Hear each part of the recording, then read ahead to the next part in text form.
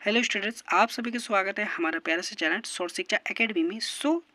अभी हाल ही में एक कोलान यूनिवर्सिटी की तरफ से अपडेट आया है और एक नया रूल आया है जो आपको जानना बहुत ज़रूरी है कि जो भी सेमेस्टर 6 में पास आउट हुए हैं या फिर पास आउट नहीं हुए हैं, क्या वे स्टूडेंट्स सेमेस्टर 7 में जा पाएंगे या फिर थर्ड ईयर में ही उनको रोक लिया जाएगा। तो इस चीज़ को डाउट क्लियर करने के लिए मैं ये वीडियो बना रहा हूँ, और अगर हेल्पफुल हो तो वीडियो सब्सक्राइब कर दीजिएगा, लाइक कर दीजिएगा और अपने दोस्तों को भी शेयर कर दीजिएगा।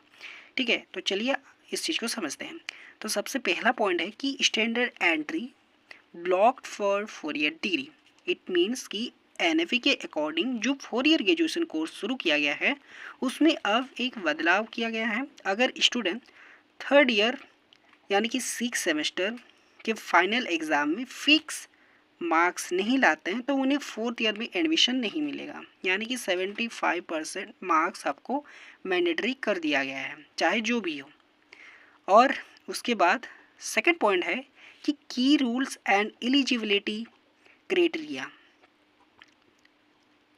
यानी कि आपको जैसे मैंने बताया कि पॉइंट 1 की 75% मार्क्स आपको मैंडेटरी है 6 सेमेस्टर में, यानी कि लास्ट ईयर थर्ड ईयर में 75% मैंडेटरी है, तभी आपको फोर्थ ईयर में जाने दिया जाएगा।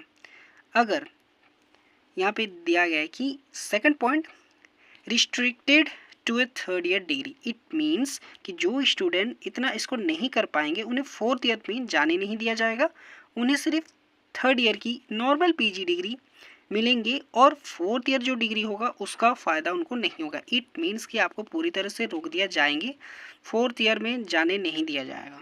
ओके, अगर 75% मार्क्स आपके नहीं आते हैं तो आपको सेमेस्टर 7 में जाने नहीं दिया जाएगा।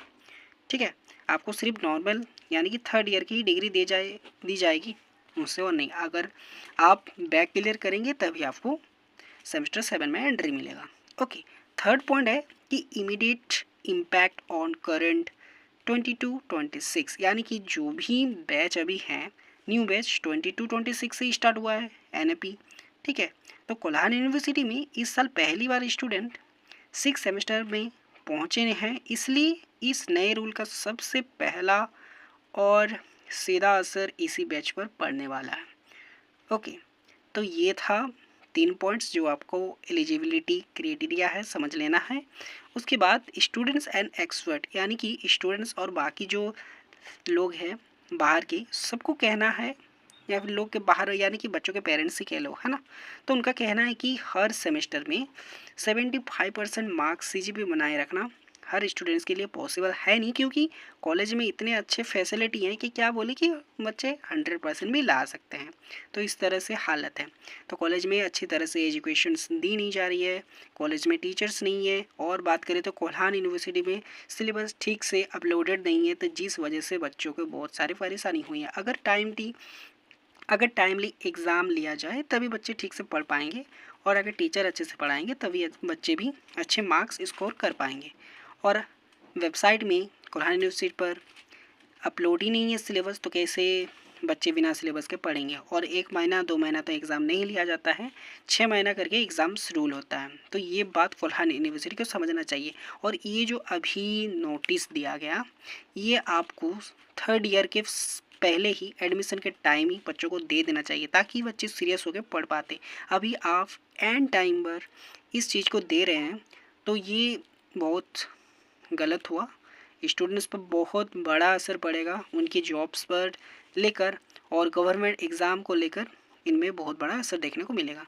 ठीक है, उसके बाद यहाँ पे लास्ट का और एक पॉइंट है, लास्ट का सेकंड, कि एलिगेशंस ऑफ केयरलेस एवुलेशंस, मतलब कि स्टूडेंट्स का कहना है कि आंसर सीट्स का चेकिंग में लापरवाही हुई है, अच्छी तरह से चेक नहीं किया गया है। ऐसा मानो कि क्या बोलूँ मैं, जैसे आसपास के सभी गाँव को पेपर दे दिया गया है, ठेका जैसा दे दिया गया कि आप पेपर चेक करके इतना दिन में मुझे दे दी। और मैंने पिछले लेक्चर में ही यानी कि पिछले वीडियो में मैंने बताया था कि ये लोग का जो पेपर चेकिंग था वो 23 दिन का था, और 23 दिन में कोई भी यूनिवर्सिटी, कोई भी कॉलेज या फिर कोई भी बोर्ड एग्ज़ाम 30 दिन में रिजल्ट नहीं देते हैं। तो किस तरह से पेपर चेक हुआ होगा। और मैं स्टूडेंट्स को कहना चाहूँगी कि अगर आप लोग एग्ज़ाम बैठे हैं एग्ज़ाम देने के लिए, तो जो भी क्वेश्चन रहेगा उसी के ऊपर आप आंसर लिखेंगे, चाहे जो भी हो, ठीक है। क्योंकि आपको पता है 2 महीना 1 महीना के लिए टाइम दिया गया पढ़ने के लिए, तो आपको जो आता है लिखे, बट क्वेश्चन नहीं छोड़िएगा, ठीक है। तो ये बात था।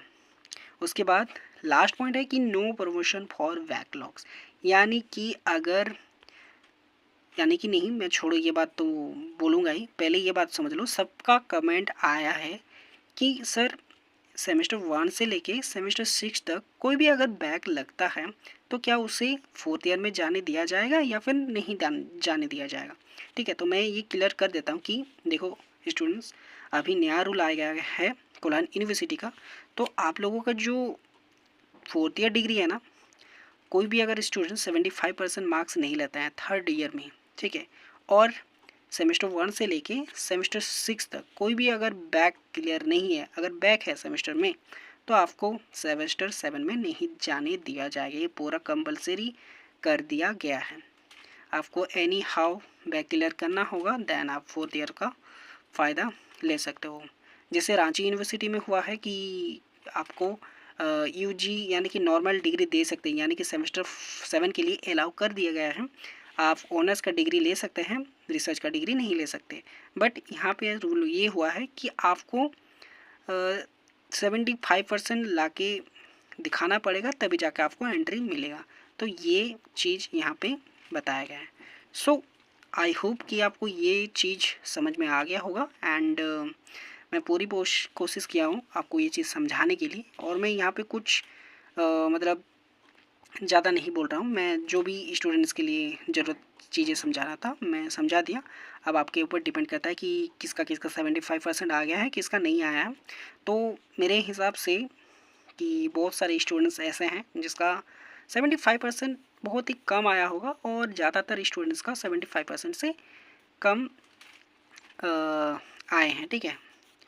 तो मेरे हिसाब से कोल्हान यूनिवर्सिटी को समझना चाहिए स्टूडेंट्स की कंडीशन को। स्टूडेंट्स के पेरेंट्स इतनी मेहनत से उन्हें कॉलेज में एडमिशन करा रहे हैं, तो इस चीज़ को समझना चाहिए। तो फिलहाल जितना आपको समझना था मैंने समझा दिया। अब आपको क्या करना है मैं नेक्स्ट वीडियो में आपको बताऊंगा, ठीक है।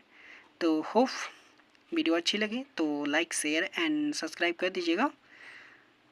चलिए मिलते हैं अगले नेक्स्ट वीडियो में। Bye bye.